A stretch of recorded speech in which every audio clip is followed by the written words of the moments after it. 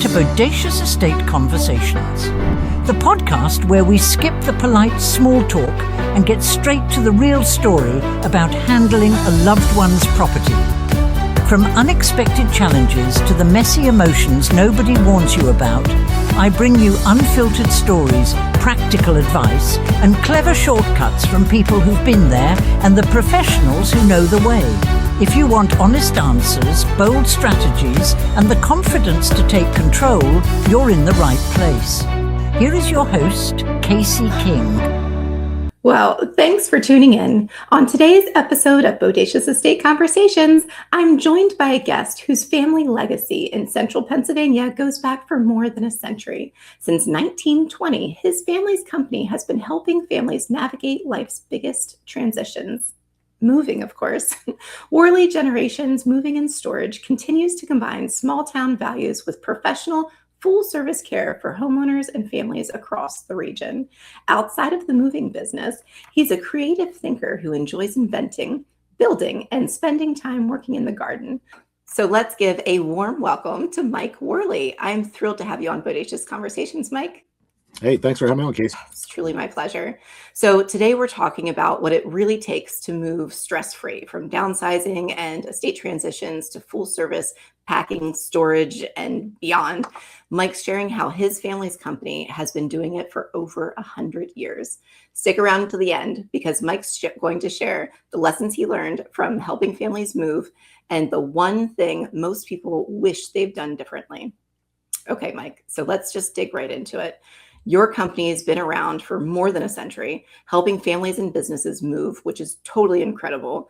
What do you think has allowed your company to strive and serve families for over a century? I would think our employees are awesome. We've always had good employees. We've always tried to give them a wage in which they could live on. You know, most moving companies just try to 1099 them and pay them on the side or stuff like that. We actually give them wages which they can live and thrive and actually be very successful. I think that's we've always been that way since my great grandfather and my dad. We always knew when we had the best help, we had to pay them. I think that's really helped us out a lot. So, yeah, my mom used to always say, growing up, you get what you pay for. So, I totally understand that. Yeah, so, exactly. Can you share a little bit about how Wherley Generations got its original start back in 1920? Because I think it's just an incredible story and I love it. Yeah. So back in 1920, like my great grandfather, he started with a horse and a wagon, and he would go downtown. So back in the day, when you would order a piece of furniture from Sears or Roebuck, it would get shipped in on a train. And then so he would meet the furniture there at the train station right by Revolution Stadium. You know where Revolution Stadium is there?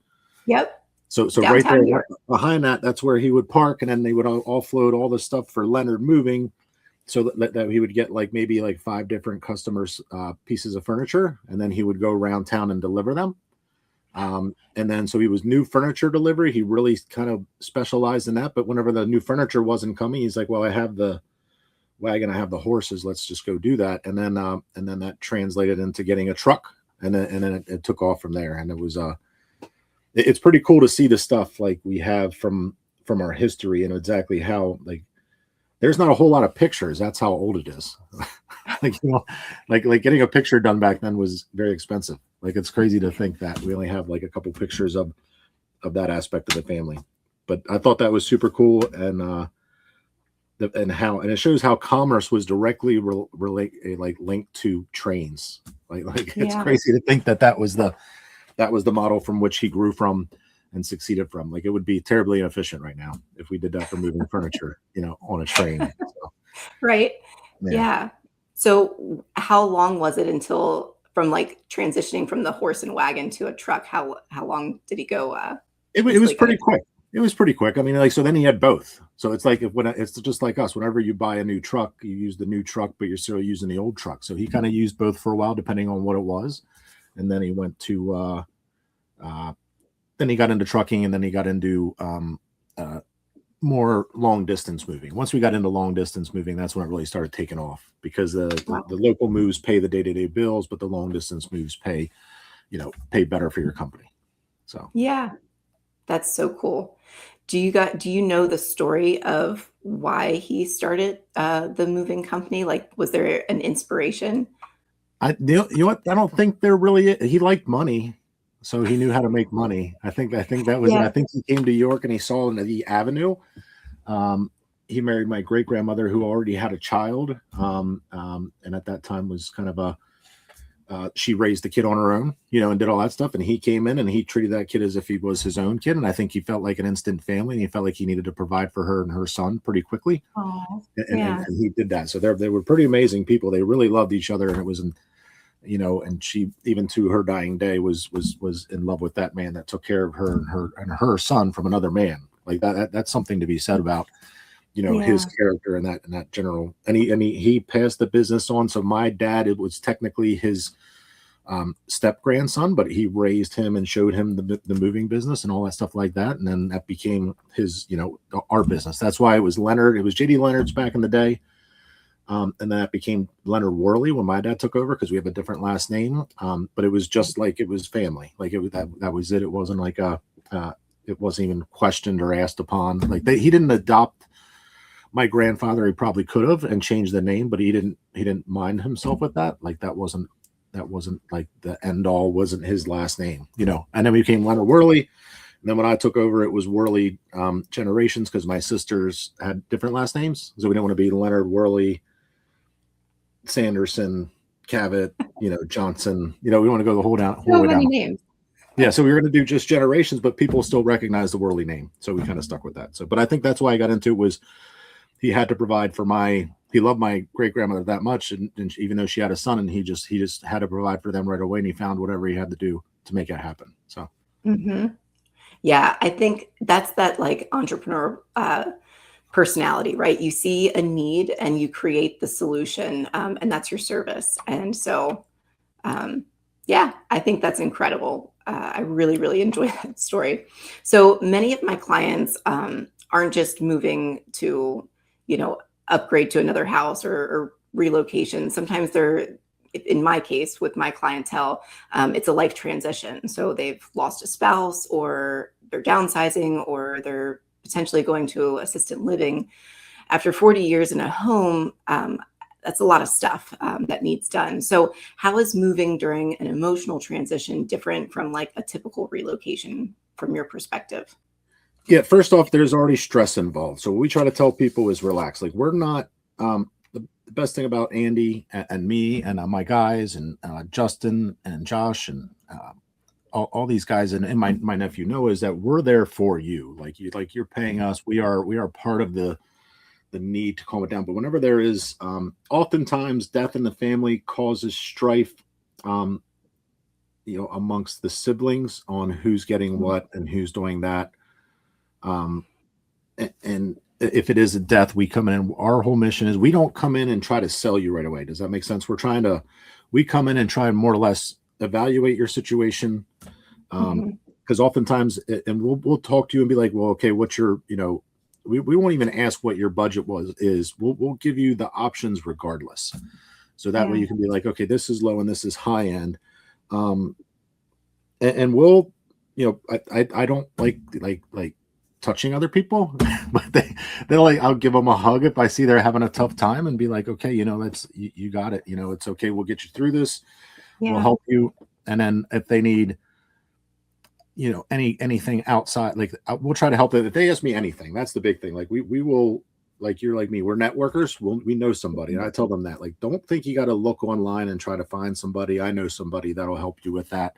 I know this plumber. I know that roofer. I know that. It's just like what you do, like you take care of everything from start to finish, which is something that like that. I'm going to just push people your way, because that's what we want for my customers, as opposed to me running around, trying to follow that up. Yeah, absolutely. I love how similar we are with our models. I tell my clients when they get situated into a new home or environment, like, I don't want you to Google a a plumber when you need a plumber. I don't want you to Google an electrician or a handyman when you need those services. I want you to call me. I will connect you with the best people in the area because I already know them. I'm already networked with those folks. So, and you know, you're going to be getting a good, reliable referral. It's not just, luck of the draw with whatever Google pulls up. Yeah. And then, all these people that are doing that aren't like, none of them are in it for you giving them money. Like it's the customer. They want to help that customer because they're of the same mindset we are, that if they help, like I know the plumber guy I know is going to do a good job because he doesn't want to do this small plumbing job and that's it. He wants to do the next plumbing job and then the big plumbing job. Like we're all trying to get in, help these people, especially in emotional situations. You don't want to just you don't want to give them some plumber who's going to, run them in circles the whole time and then rip them off because they're already stressed. And you already feel for these people because they put their trust in you. And that's kind of how we are, because it's, relocation, downsizing, death. Moving is already stressful. Those people having to deal with that. We have compassion for that and know that, hey, like they always say, you don't know what other people are going through. We actually know what they're going through and it's pretty bad. And we're going to try and help them out. So 100%. So with, moving in general being stressful, when you see those folks that are overwhelmed, what are some of the key things you walk through with them to kind of try to reduce the stress? So I'll go through their house and we'll talk about specific things to pack. So like when you're packing like breakables, and so I'll tell them like, hey, take it easy. Worry about, take your blankets, just put them in everybody thinks it's got to be a perfect thing to move. Like take your blankets, put them in your luggage. Your luggage is empty anyway. You know what I mean? So take that stuff, do that. And I'll come in, I'll be like, and I'll give them a price, say, hey, we'll pack the china. That's the hard thing. And we try to give them all the options they can possibly have. And believe it or not, we'll do it. We'll come in a week before. A lot of times people think it's got to be right away. It doesn't have to be right away. Like we can get you out of the house. And I think we'll touch on this later, but we have like storage. So we can load some of that out and we'll offer that to them. It's not a big addition. It's basically the travel time one time. So it's like an extra hour. We'll come in and move some stuff out into our storage, give you a second to relax. I always tell people it's also, take some time for yourself. Unfortunately, you're going to have to do that. It seems like a lot, but just sit down, have a glass of wine, read a book, and it's 1 hour. Like just 1 hour. Just take a break. Don't go right work, pack stuff, bed, wake up, work, pack stuff, bed. You take a second. You know how it is to recharge is everything. Mm-hmm. That's what I try to preach to people about. Is that you do have to have your own time. We're here if you need more. Kind of like, okay, don't feel like you're alone in this, because if you call me up and want to pay me more money to do more stuff, I'll do it. Like don't think too much about it. Like you're not. If I see somebody's on a fixed income, we'll try to work with them, as best we can. We don't have a payment plan in that sort of sense, but we do things that help people that are in that kind of bind. It's not totally philanthropic, but it's also I don't make as much money on those moves, but people will refer those. Okay. So people will refer me people that are under a stressful situation and aren't doing well financially. And they'll tell me that ahead of time. And then we will treat that differently and we'll be there. And the reason I do that is because, it's good to do that, but also, that person then knows that I'm willing to do that. So they're going to use me for their move. You see what I mean? So I'm going to get their move to Florida because I helped out their aunt who's under a tough, budgetary restriction or is under a stressful situation. So I'll make it where we might not make as much money as we should have. But if I have the people to do it, we'll just do it. And then we'll figure that out later. And you know how it is. It all comes around because those people then know you and they trust you. So I'm sure you run out of a situation where you've handled this situation for one family member that might not have been as lucrative, but because you did that, you get the next one. Absolutely. Yeah. And it's not even, sometimes it's not even them directly. It's the people around that saw the service being given. They, people outside looking in and they remember it. People want to work with good people that they like. So it makes a difference for sure.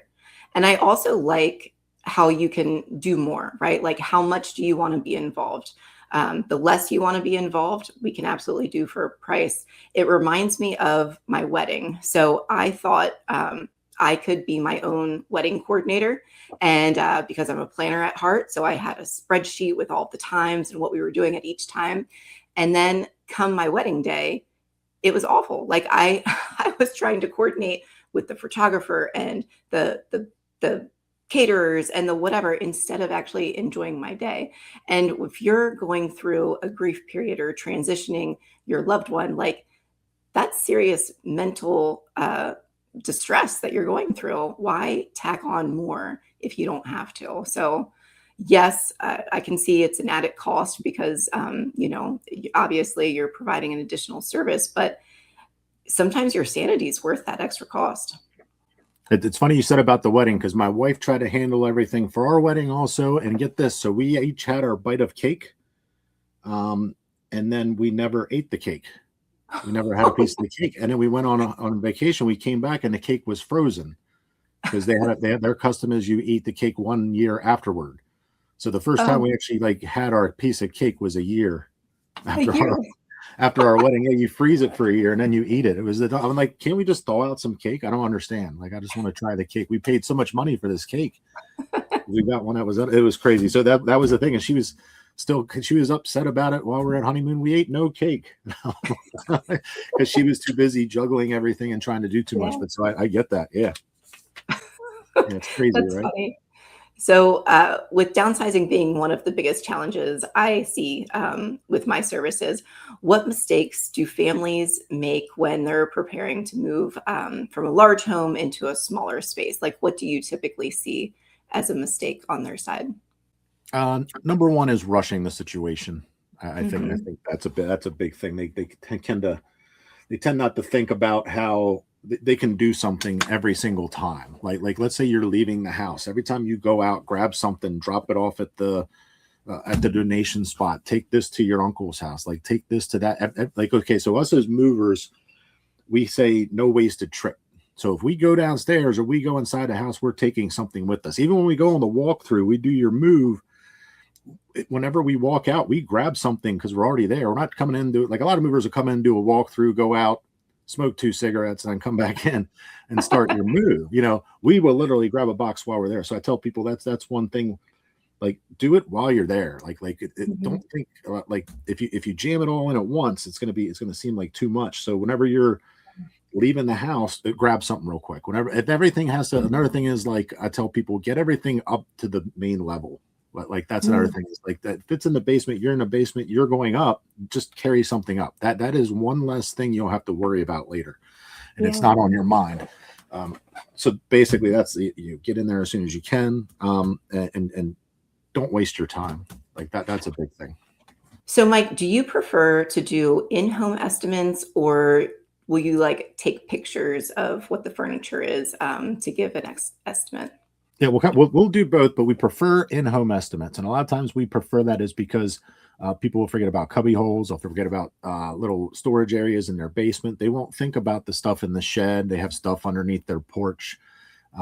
They jam places they don't even think about. They'll even forget about a bedroom, because it's like one of the rooms that they don't even go in. They'll close all that section off. Where we come through and we do an estimate, a lot of people be like, oh, it's just 2-bedroom suite and a living room suite. No house is just that.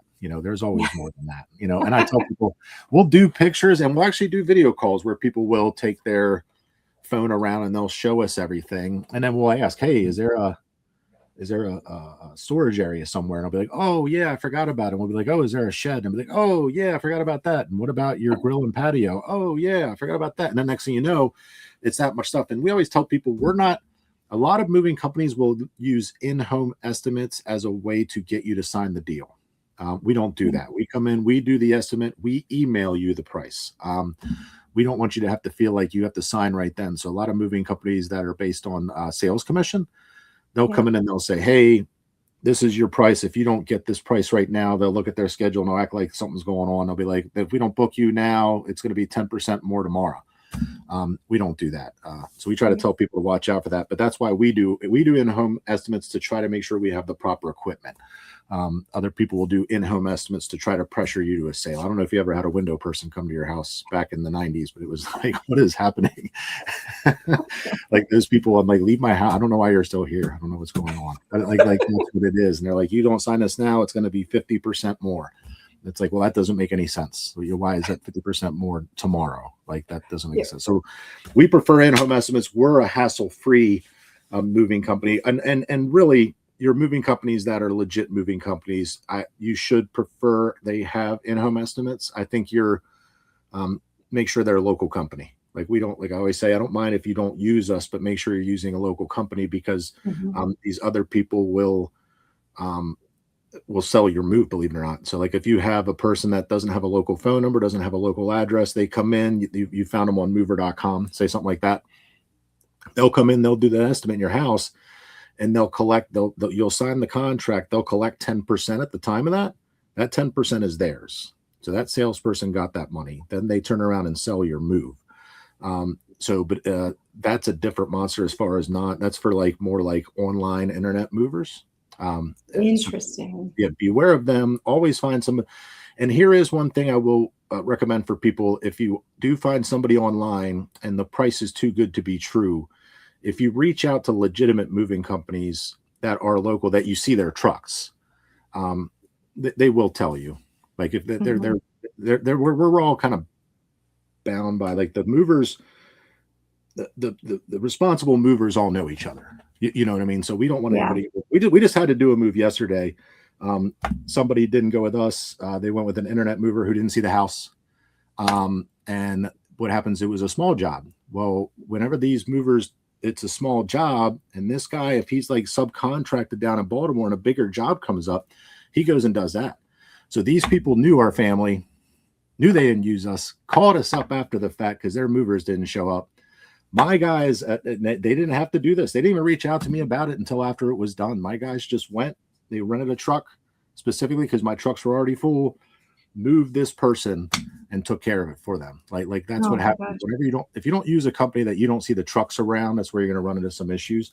But if you see the trucks around, absolutely have them in your house, do an estimate. And that's the way to do it. Don't, and like I said, ask if you don't know the person. If you don't know the Johnson's moving out of Frederick, Maryland, if you don't know them, hey, are they legit? We can look at it and tell you. So yeah. Oh, that's sage advice. Okay. So in an estate situation, sometimes we don't always know what's staying or being sold, or if it's being, distributed to the family or the heirs. How does storage play into those types of transitions?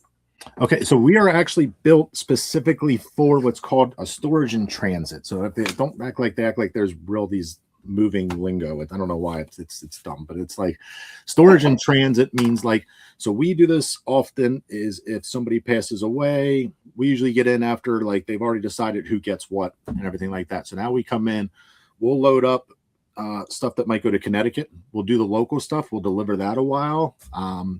Or might go to Florida. We run it a lot where the one of the siblings is living either up north or down south, and then we'll store the stuff until we have something going that way, and then so the price won't be so bad for you. Because to move a piece of furniture, if you haven't had it in your house for 30 years, you don't need it right away. Right. Why pay that kind of shipping whenever we can drop it off? Let's say you might be able to, if you do the dresser by itself, it might be $2,000 to get it shipped, but if we have it with and we have another job going that way, it might be $500. So we specifically build ourselves with to accommodate that, and we'll send each person a bill. So oftentimes they'll fight over who pays what. I'm sure you run into it. It's kind of like, and it's unfortunate, but I get it. If some person has the means, some person doesn't. Usually the rich person's like, hey, let's split it evenly. The poor person's like, oh, but I'm only going down to Dover. You know what I mean? So what I do is I break the price off by person, and then they can pay that individually and let them know that, we can do anything. We can store. The best thing about our storage and how we work is we actually have partnerships with storage units too. So if we run out of storage, we partner with them to get you the same cost that we get. Nice. Yeah, for those moving, and that could be something where, okay, hey, I'll put you in touch with you, store it down here. And I know the guy there. And then he's going to say, you want to store it for 2 years, we can set that up for you. So that's so smart. That's a really smart business model. So how do you keep track of the inventory that you have that has to be shipped? So when something else comes up that's going in the same direction, how do you line those together? So the best way we go about it is we have 3 points of contact. So we're still kind of old school. I am initial contact, and that starts the things going. Lori is the secondhand contact. She sets up your estimate. She handles your paperwork. She starts filing all of that stuff. We have a calendar, a group calendar that we all share. We all keep our eyes on it. And then Andy is the third point of contact because he is scheduler. And what happens is we all in our mind have already touched the move. You see what I mean? So we all already are, okay, hey, yeah, I saw that move. It comes to me first. We have a move going to Florida. They're looking mid-May. Lori gets with them, gets the estimate. Okay, it's looking like May 15th. I'm included in that email. Next thing you know, it's okay, it's going to be May 15th, and then we're going to deliver May 27th. Andy has that in his schedule. I have that in mind. I'd say, but it's all still by what we know. I go to a business group. Somebody says, hey, I need a piece moved to South Carolina. Hey, I know that job's going down there on the 27th, and then I send it to her. She sends it to Andy. So it's 3 points of contact where we all kind of watch each other and we make sure we're all on the same page. And it's a pretty good, it's funny. I try to think about ways to streamline it. But then at that point, it's 1 point of contact.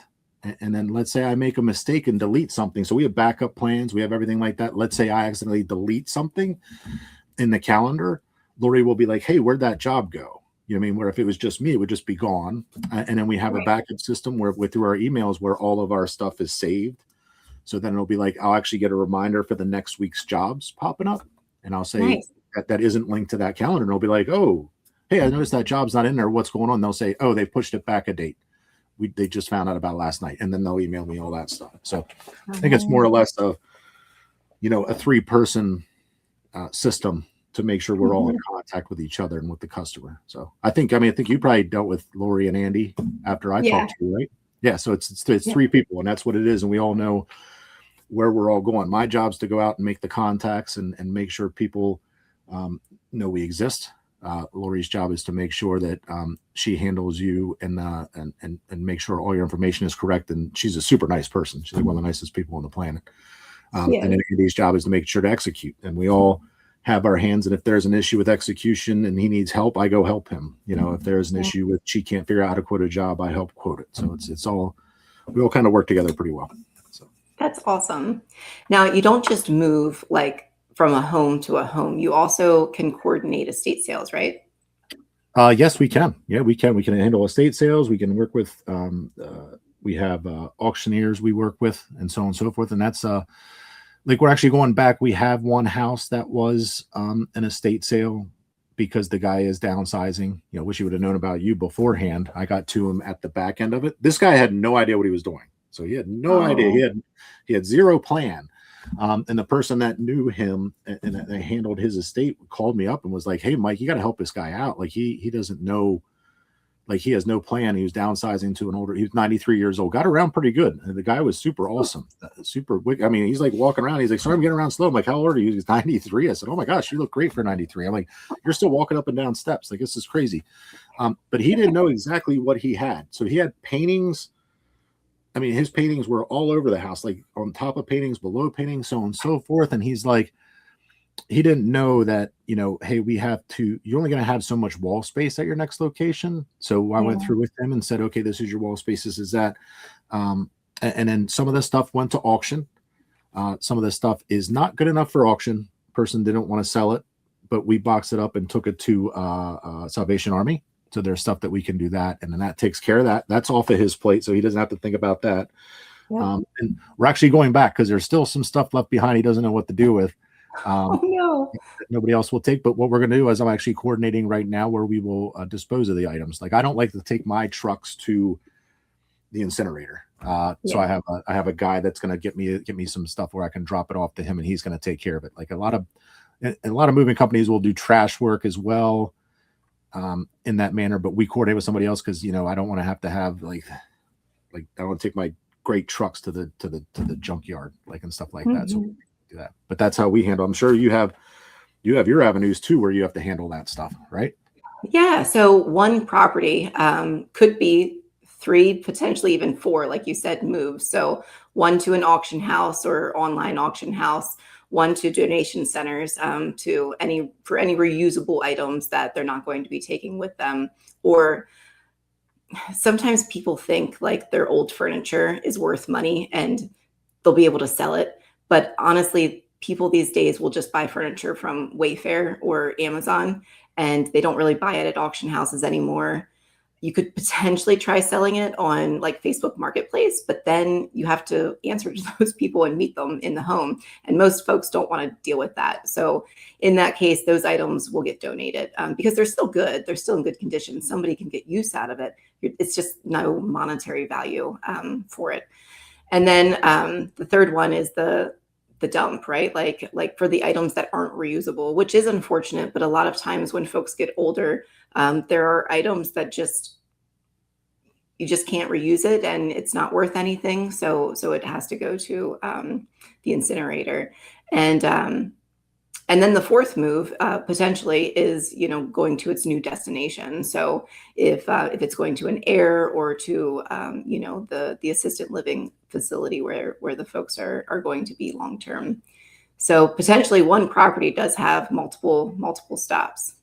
Yeah, and this was an avenue for So like for you and for me, we can handle that stuff. And in the scheme of things, this one person that's doing this move, the $3,000 for the 4 extra parts move is nothing in comparison to what they're selling their house for and what all is going down. Like we're taking care of all of that stuff, where he's like he just wrote the check. He's like, this is great. Like, this is amazing. You guys did this, and this. And it's like, oh yeah, well, that's our job. We're like, just like you can handle all that stuff for your people. It's a lot of times they think it's going to be way more expensive than what it really is.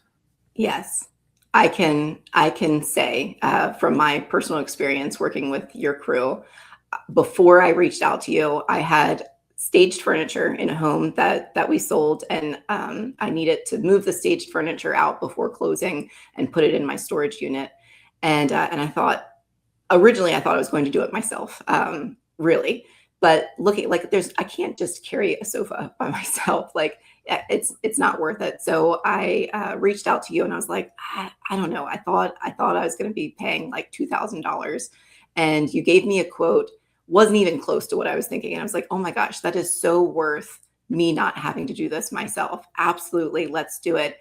And then when I got the invoice, which is just like, I sing your praises for this, because never have I ever had a contractor invoice me for less than the quoted amount. I've already agreed to pay the quoted amount, but you came back, it was significantly less. And you said it didn't take as much time as we thought it would. So this is the real cost of, and I'm like, that, you're working with a good person. If they're just honest about what it cost, and that's what they invoice. Yeah, we have a good thing where if you gave us some time, so you gave us a heads up, and what happens is then we link you up with another job, and then my guys are already out, so that'll save you that money. Oh, trust me, there's some times where our bill is supposed to be $4,000 and it comes in at like $2,500 because my guys worked so good and fast. But I don't get mad at them. But me personally, I'm like, oh man, we could have made so much more money on that job. I'm still a business owner, so I'm not I'm not doing everything for free. But sometimes I'll be like, hey, how is this so much less? And I'll be like, oh, they got rid of a bunch of stuff. I'll be like, all right, fine. So it's like, okay, because you're mentally thinking, how it is with a business owner, you're mentally planning already on what's happening there. I'm ordering new pads, I'm ordering new materials, what money's coming in, what money's going out. So right. Yeah. That's the life of a business owner. Yeah. So I wanted to touch on when you were talking about not wanting to take your trucks to the dump, your pretty trucks. So you have recently had your truck in a movie, right? Yeah, we had it a while ago. It was in a movie called Goodbye Honey. And it was the craziest thing. Do you want the whole story? Yeah, I love it. So please, okay. let's share it. So I got a phone call one day from this girl, and she's from New York City, and she goes, hey, would you be interested in having your truck in a movie? Could we use your truck for a movie? And I'm thinking like, this is some kind of scam, but yeah, sure. Whatever you want to do. Sure. She's like, okay. Then she got back to me. She's like, okay, well, we'll have the director and the film cinematographer, come down and meet with you, and I'll come down, and the actually the script writer was there too. So these four people come down from New York City. They meet at my shop. I thought this was like a total joke. I'm like, I'm looking for like hidden camera show or something like that. Like they must think I'm a total idiot or something like that. And I asked them, so why the heck how did you find me? And somebody knew me from York, like from Pennsylvania, and somebody knew us and somewhere along the line somewhere, but they were calling every local moving company they called, just hung up the phone. They didn't want to deal with it. They didn't want to have any, nobody likes anything outside a box. I'm like, this is weird. Let's do it. Let's see what's happening. And they showed up and they started picking my brain a bit about the moving lingo and the logistics of it. And they were doing the move up north on the Pennsylvania and New York border. So that's where the movie was going to be. And we had an agreement. We shook hands, and then I said, does this cost me money or something to have my truck in it? Because they're like, we'll give you a credit, we'll do all this and that. And they're like, no, you're doing us a favor. So I let them use the truck for a week. We drove up, dropped it off. I got all and it was like, so now I have a friend. Max Strand is the director up in New York. And if I ever have, like, it's funny because every once in a while I'll reach out to him and say, hey, how you doing? I have this crazy idea. What do you think about that? And he's like, oh, that sounds pretty cool. We'll have to get together sometime, but we never get up to New York. It doesn't happen. But yeah, he's an awesome guy. And then it's called Goodbye Honey. And it's so funny because I was like, we got everything done. And I said, what's the name of the movie? Goodbye Honey. And I hung up the phone and I was like, Goodbye Honey. I wonder if somebody kills their wife or something. And I called them back and I'm like, is this a horror movie? They're like, yeah, it is a horror movie. I'm like, nobody kills their wife or something. They're like, no. And they went through the whole synopsis of everything.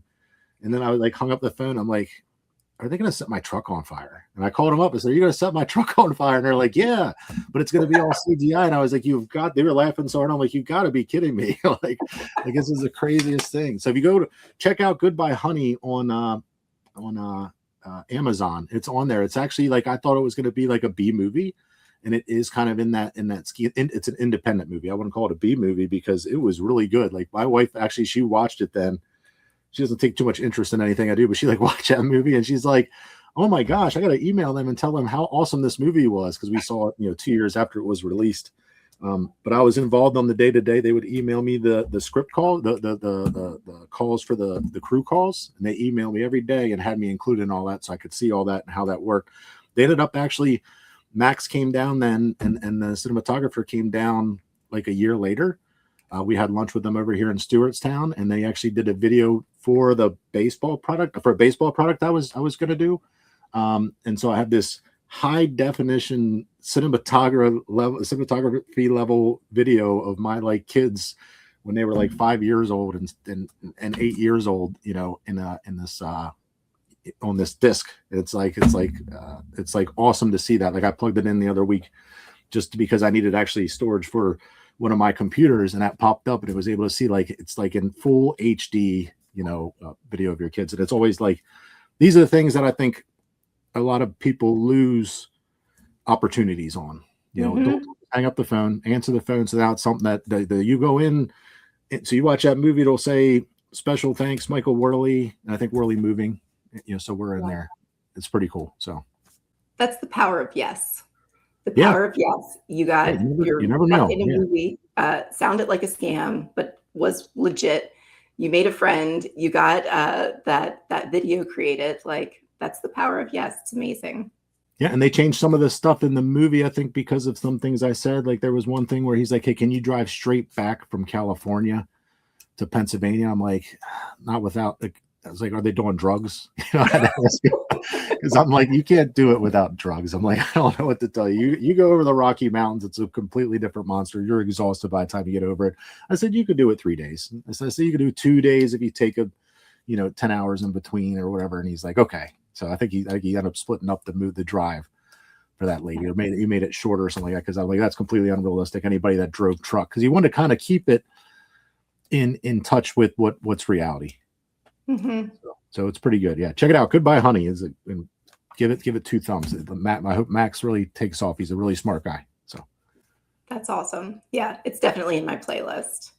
So outside of your moving business, I know from talking to you that you're an inventor. You have a super creative mind. What do you enjoy doing most outside of work? Believe it or not, yeah, I work part-time at a tree farm. I got my horticulture certificate. That I really like. It's so funny. I didn't know anything about plants, and now I really like plants. So now I'm like a weird plant guy. I don't know. It's like a weird little group. It's like this niche group of people. Like we always say, you mess with plants. Like you talk to each other, and they're like, yeah, I do. And then you get into it and you talk about that. Inventions, as far as that's concerned, they're extremely expensive. I would help if you have an idea, it's okay to throw it by me and I'll tell you what the ins and outs are of that. It's like the process of getting a patent. I have one patent on a dog product. It's called double dog run systems. My sister sells them. She does that for a living and it's a really good product. It's 2 dogs. You tie it out. She came to my house with an idea. She had a place out by Philadelphia where she wasn't allowed to have a fence. So she wanted to build a fence. She's a big dog person. 2 dogs. I think that the reason was because there was 2 streets that met like a Y. Okay. So you can't put the fence there because it'll block off the view. So she couldn't put a fence in, but she really loved dogs and she had 2 active dogs and she wanted to tie them out. And she's like, hey, we want to tie these dogs out. Is there a way to make a dog run for 2 dogs that won't tangle? And we drew up a system. We went down to Home Depot, Tractor Supply, grabbed the supplies, put this thing together, build it. And then she used it for like a year. And she's like, hey, this thing works. She's like, this thing, like, I don't know why it works. It's a double swivel system, all kinds of stuff, and a special plate to make sure, because we couldn't have, with the dogs to rip it out. So anyway, that's flat. Anyway, look up double dog run system, buy it. I want to say it's like $140. And it's mobile. You take it to you put it down and you can tie your dogs out. So I like problem solving. I like, the other inventions that I've had have cost me way too much money. So my wife's kind of like, chill out, like no more. Like that was good. Because we did have the baseball product we have, which is called Baseball Ninja. You can actually look, I think, all this stuff. If you're doing a T-ball team, look that up. We designed drills specifically around buckets for youth kids that are young, more or less repetition. Because if you ever coach baseball, if you don't have a plan, it's just going to be a nightmare. So we built we built a whole program, and we had a whole board. We had 2 people on that were also invested in the company and that were on board with it. And then, so like, it's a really good system. I used it for our kids down here in the SYC area. And I think a lot of them benefited from it. If you look at our baseball teams, like I'm not a baseball player, but I want to make sure we're ready to go and organize, and I can handle up to a certain level. So I'm like, okay, well, I can handle T-ball kids. So they kept giving me coaching gigs, and I'm like, why am I coaching? Like, I don't know anything about this. And they're like, well, because you're prepared and you have a plan. I'm like, well, the reason I have a plan is because you guys are making me coach. Like, I didn't want to coach. It was the craziest thing. And then I'm like, I'll be the helper. I'll be the assistant guy. That's kind of what I am now in the program that we're with. I just kind of help out on the side whenever they need. But yeah, other than that, I like doing that stuff. I've actually done stand-up comedy. That's a nightmare. No way. I sincerely, I didn't know this about you. So where did you do stand-up, like locally? I did Magooby's Joke House, so I did that. But so that was a bringer show. That one, there you go, and you go have a competition. So I won 1. I did 2. I won 1 for that night, and then I went to the main competition for best new comedian of Maryland, I think, or Baltimore. And I got smoked out in the first round. It's very hard. I did a show out in Bel Air with a friend of mine. There's one guy named Anthony Davis, not the basketball player. I did a show in Bel Air with him, and he was awesome. I'm like, this guy is good. Like, this guy is going somewhere, and he actually is in LA, and he actually has a Netflix special. I hosted a show at the Strand one time with 2 real comedians. The person that was supposed to do the show backed out, and I knew the house manager. So she called me up, and it was funny because one guy was late, and I was about ready to do the show, and she's like, hey, what was his name? James, I forget his last name. Dang it. And she's like, James Hodge. He's a real comedian. Look him up. Him and the magic guy. I forget what his name was. But anyway, they're all here, and they're James Hodge, and he's like, he didn't show up. And they're like, he doesn't show up. I said, okay, well, what do you need me to do? She's like, we need you to do a half hour. And I was like, I'm not prepared for a half hour. So I could pull off 20 minutes maybe. And then, and the other guy that was there, I have to remember his name, Kevin Kevin's his name. He's a magician and he does the magical stuff. And he kept looking out into the crowd. He's like, where are all the people at? And I said, what do you mean where are all the people at? He goes, well, he told me that, he always books gigs that are busy because the busier they are, laughter is contagious. He won't do a gig unless it's busy. Like he's not going to put himself in that situation where, because I've been in that situation where I absolutely died, and it's terrible and it's awful because I always tried new material. I can't do the same thing twice. I can do it 2 or 3 times, but then after that, I'm kind of bored with it, and I want to see what other people laugh at. But anyway, he's looking outside. We're at the Strand Capitol. He's like, "Where are all the people?" I'm like, "It's a Tuesday in York, Pennsylvania. Nobody's coming." Like this is this place runs on grants. It doesn't run on ticket sales for your show, guy. Like I don't know what to tell you. And then sure enough, then James comes in. And he was just got done doing a tour with Dave Chappelle. So he comes in and I talked to him for a while in the green room back there waiting.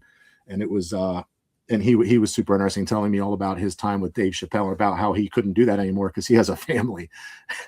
like he just can't go on the road and just have people smoke weed all the time and tell jokes. Like so it was super cool though, him telling me the stories of exactly what all they got into.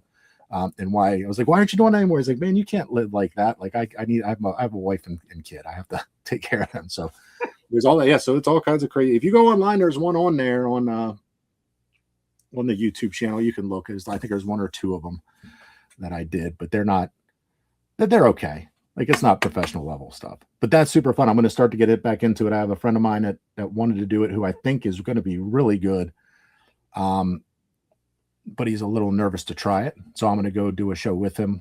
And then just so he can, because I think he's really got it. He's got the personality. He's got to be a stand-up comedian, you have to be extremely confident in yourself. Yes. And I don't think I have that level of, I do question it. Am I this? Am I this? Every, because like I said, I've met with these successful comedians and I've talked to them and they have a confidence level of they're not wrong. Their joke is going to hit. It's going to hit. Do you know what I mean? And I don't have that. I'm like, oh, this might hit, this might not hit, and sometimes you'll die and be like, man, I really thought that could have been better. Like I'm a big Conan O'Brien fan. Like he's very humble in that manner. That's the kind of thing, but he's also super confident in himself. And I think that's what it takes. So check it out. Yeah. If you ever want to go to a show, the one up in, apparently the best one is, Kevin does that up in, Boomerangs up in Harrisburg.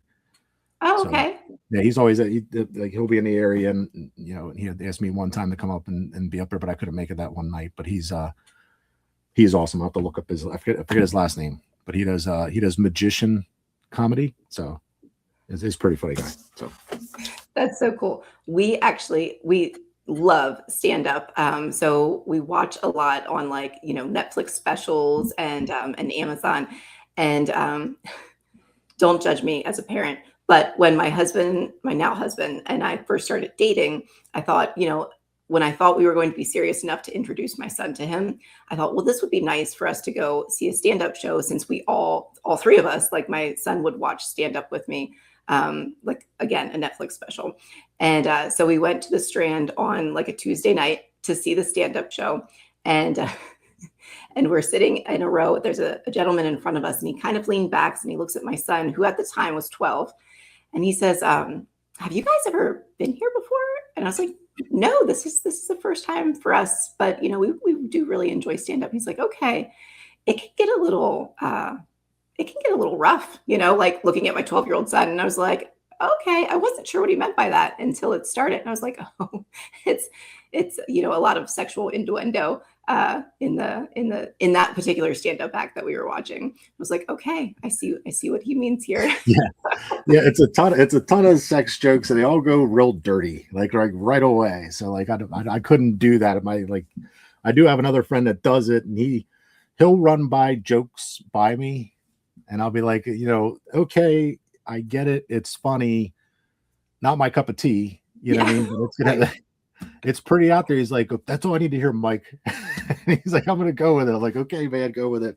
And he'll call me up the next day and tell me how it went. So he's over there in Delaware. That's a good friend of mine, Frank. He's going to be really good too. He has a ton of confidence in himself. So he'll grab one somewhere. I'm sure he'll get on a show or something, and he'll take off. So, but yeah, his stuff is way more my wife's like, I let her listen to it once, and she's like, wow. She's like, that's really personal. Like, and he has a wife. You know what I mean? And I was like, yeah, I don't think I could do that kind of personal stuff with you. I don't think you would laugh at it. I think you'd be more like, oh, I don't want that out in the open. Yeah, you know. Yeah. So, yeah, but these A people, really good local comedian. He was on the radio for forever with Nipsey. Is it Earl, David Earl Green. Earl? Yeah, yeah, Yeah, yeah. yeah. Earl Earl David David Reed or Reed. whatever. Yeah, yeah. I saw him do stand up, and he 100% fed off of the audience. Like, he had nothing scripted. He had no plan. 100% of his entire stand up was fed from the audience. I was like, oh, I would hate to be the people in the front row. I would hate to be that close. I'll tell you what, we had a business group hired him, and it was so all middle-aged, angry business owners sitting in this open hallway, and he's standing right in the middle of all these tables and chairs, no stage, no nothing, totally cold audience. You know what I mean? Like, so I'm like, how is this guy going to pull this off? Like, me as a comedian, I'm like, this is like my nightmare. This is the worst place I could ever imagine being at this point. And he just goes off, and he won everybody over. It was an absolutely awesome time. So he does job, like, you can hire him, and he did an amazing job. And I was like, I couldn't even I wanted to walk up to him afterward and be like, hey man, I've done this, and you are absolutely, masterful at this. But I couldn't even get to him. So many people were around.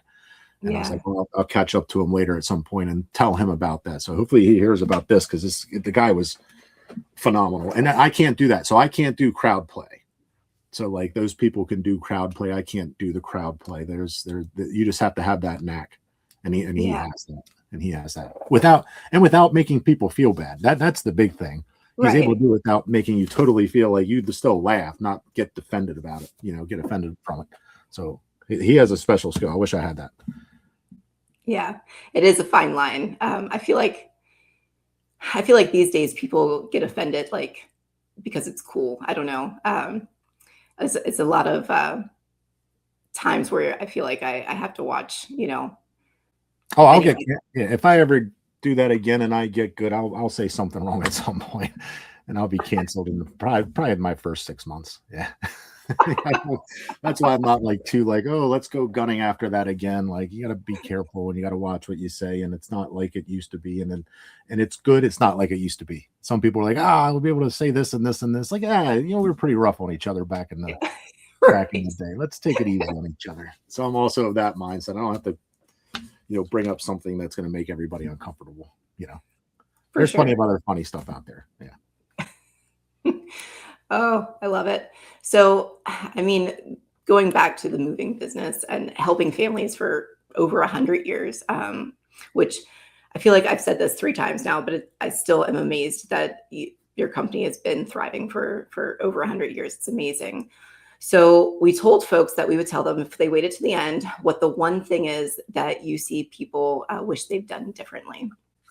Okay, so the number one thing is, people think, reach out to movers immediately. As soon as you start looking for a home, as soon as you even start thinking about it, because the hardest part of your job is going to be moving. So what I tell people is that oftentimes they will wait too long to call a mover. So let's say if you call me in May and you want to move in July, the legitimate moving companies are already booked.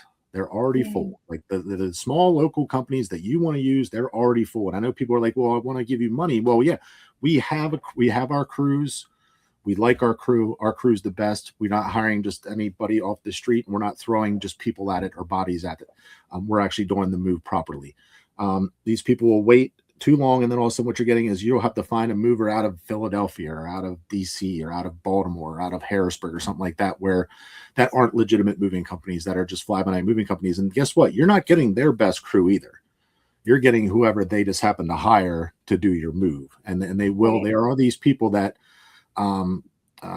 will be laying around, if you will, that don't have jobs that these companies have, that then they call them up to do the jobs because they simply want the money. At that point, you have no choice. So that's one reason why you want to call early. Another reason is, like us, you get with us and we have a conversation. We give you the price. You can say, hey, I'd like to use your services. And that locks your pricing because our price does change. We're actually considered a utility, so our price can change, our structure can change. But once we lock in that price, you'll be like, I'll call you in a year, I'll call you in 6 months. Okay, let me know what's going on with the house, and you let me know what's going on with the house. We'll come by, drop off some boxes already. It already happens. Like, you're already starting on that process, and I'm able to tell you, just like I said before, like, if you're in a basement, carry something up the garage. This is stuff that allows you to prepare. Like, getting an early moving quote hurts nobody. It hurts nothing. I don't mind if your house falls through. That time I burned it. That's fine. But I already made that relationship with you, and it's been established. I'm not going to be like, hey, you promised to use our services if your house fell through. You're already having a tough time. That's not a thing for me. So reach out as early as possible. If I would say anything, it's move. I would say mover first. It's like you get your mortgage person, you get your realtor and stuff like that, but then it's mover. Like, that's it. Because we have tips, and we have tip sheets and things that we provide to our customers to try and give them a heads up. Hey, this is what you need to do. Like, we'll tell people, because if you're under buying and you're in a rush, it's going to go wrong. Just like in business, if you're in a time crunch and you're not doing things properly in a timely manner and you try to rush yourself, something's going to go wrong. That's the same thing. We've had people, which is one big thing. But this is why we actually did this, is because we had somebody pack up their prescription drugs for their grandfather, and it was like we had to unpack all the boxes to find them. So, like, and that's a thing because they didn't put them to the side. And we have things like that, owner manuals, things that should stay, saying things like that. We get all that process started. So in your mind, it's not all at the end of it. You're able to knock out every little bit that you can. I tell people, go through this stuff, go through that stuff. And like I did, I think I told you one time before when we were talking in person, another thing people they get attached to certain things. And they're trying to decide whether or not to keep this glass because, Grandma Wherley had it. Put it in the box, pack it up. The mission is to get packed, as far as if you're moving locally and it's that small of an item, don't think about it. But if you start early, you get to do that. You can just pack it up. When you're unpacking, then you can go through those things and it's almost like a surprise. Hey, I'm glad I kept it. You'll know then when you get to the other end, whether you won't be regretting whether you moved that little glass item or not. You'll be regretting you threw it out if you got to the other side and say, hey, that would have been the perfect spot for that glass, things like that. So whenever you're doing early stuff, if you start early, so there's 2 points of it. Basically, call a mover early, and then also make sure you try to not make it. If you're making a decision and you're trying to decide whether to keep it or not, and if you're going to be emotionally upset if you get rid of it, keep it. And then when you get to the other location, when you go to unpack, you'll be like, okay, I don't have room for this. I don't need it. And then you're not so upset. Like, you don't want to accidentally throw out a wedding charm that you had, and then 10 years from now, your husband passed away and you're like, oh man, I wish I had that, a memory of him and so on and so forth. Like, that's the other thing is to keep that in mind, but definitely call a mover early. Cause it's like we know the people that you need to know because we need it to go seamlessly for us. If you can't get an occupational license for a new house because the carpenter's behind, now it pushes me back, pushes the plumber back, pushes this person back, and we might not be able to navigate that unless we had. I've been like, they'd be like, oh man, I used this roofer. I've been like, oh well, you should have used this guy. This guy would have had it done, would have done it right. Same thing with painters and so on and so forth. Floor people, we know the people that are going to get the stuff done properly, so we can do our job. Absolutely. Yeah. And I really like the advice of packing early. That's actually the same advice that I give my clients when we're preparing a home for sale, because a cluttered home does not show as well. So whatever you're not going to be using, for sure, if it's seasonal, get it packed up, get it in the garage or just out of the house. And even people don't think about closets. Like, oh, well, when you're selling a house, guess what? The buyers are going to open up every single closet. And if it's packed full of clothing, it's going to appear like there's not enough closet space. Same thing with your kitchen cabinets. If it's packed full of pots and pans that you don't really use, like maybe you've got a wok and you've never used it in like the past 5 years, pack it up, get it out of those cabinets. We actually have, it's so funny. We did that for our house because our house, we had a bunch of stuff in it. They told us to declutter and do all that stuff. So we packed up the stuff. I even wrote on the one was like China, like it's like China for our kids when we die. Like that, because it's like, And it's funny because it's in storage. So that stuff that we actually packed up, we've been down here 7 years. It's still in storage. It's still luckily I own the place, so I don't have to pay for it. But that stuff is still in storage that we haven't unpacked into the new house. I told Mikey, my son, since he works for me now, he wants to work in the summertime. One day we'll bring that stuff actually to our house. But as you know, with business, it's like it gets kind of stuck by the wayside, and you don't think about it. And it's like, but that was stuff that I absolutely didn't need. I didn't need it for 7 years. And a lot of people, the decluttering is excellent advice for everybody. And then, when you're unpacking, you can decide if you want to keep it. That's right. Yep. That's right. Oh my gosh. Okay. This has been such an amazing time with you. Thank you so much for sharing all of your insight. Moving is stressful under normal circumstances, but during a life transition, it can obviously be overwhelming. So having the right team truly makes the difference, as we've said multiple times in our conversation. If someone's listening, needs help with a move or wants to learn more about your services, what's the best way they can reach out to you? They can go to our website. Website's pretty easy. As far as we're not going to be pushy. So just go to www.wherleymovers.com. You fill out our form. We don't bombard you with phone calls. If you go on movers like movers.com or 123 movers, you're going to get bombarded with phone calls. Don't do that. Find a local place first, fill out their form, and they'll get you started. Ours is best because we actually ask we send an email. We don't call you. We say, if you'd like to follow up, email us back and we'll call you. So just go to wherleymovers.com, look up Wherley Generations Moving. We're on Facebook. We're all over the place. You'll see us out and about. So awesome. Well, thanks again, Mike. I know our listeners got a lot out of that, and I really appreciate you being here. Yeah, I think we're over an hour, right? So that's not too bad.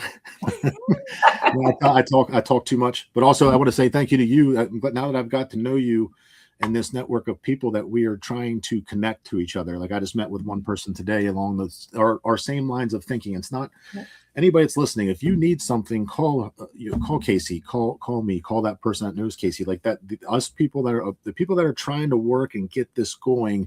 Nobody is a no person. We're trying to figure out. It might not be I can't do it, but I know who can. That's right. And I can't do this, but I know who can. And that forms those relationships of us trusting each other. And I think that you should just reach out to, if you see this podcast, you're familiar with her, literally ask her anything. She seems to know everybody. She's already put me in touch with like 4 people because I tell her my problems where I have to follow up on my own people I'm referring people to.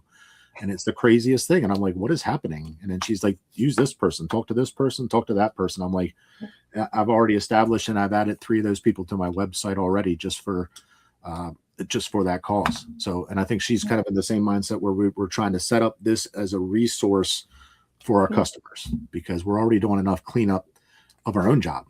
We don't have to worry about cleaning up other people's jobs. So, and then she's able to handle all that stuff herself is a huge thing. So thank you for introducing me to these people and let me, have opportunity to your resources. So thank you. Oh, truly my pleasure. I mean, this is all a collaboration and building our network of resources out. So if you're preparing for a move, especially during a life transition or change, remember that you don't have to do it alone. People like us are out there and we can help. Even if it's not going to be our business, we can point you in a business that is going to treat you right. Yeah. That wraps up another episode of Bodacious Estate Conversations. Thanks for listening, and we'll be back with more great stories and tips soon. Bodacious Estate Conversations isn't just chatter. It's about learning, taking action, and finding solutions that actually work. If today's episode resonated, share your thoughts, subscribe, leave a review, and pass it along to someone who could use a hand. More stories, smart strategies, and practical guidance are coming in the next episode. Don't miss it.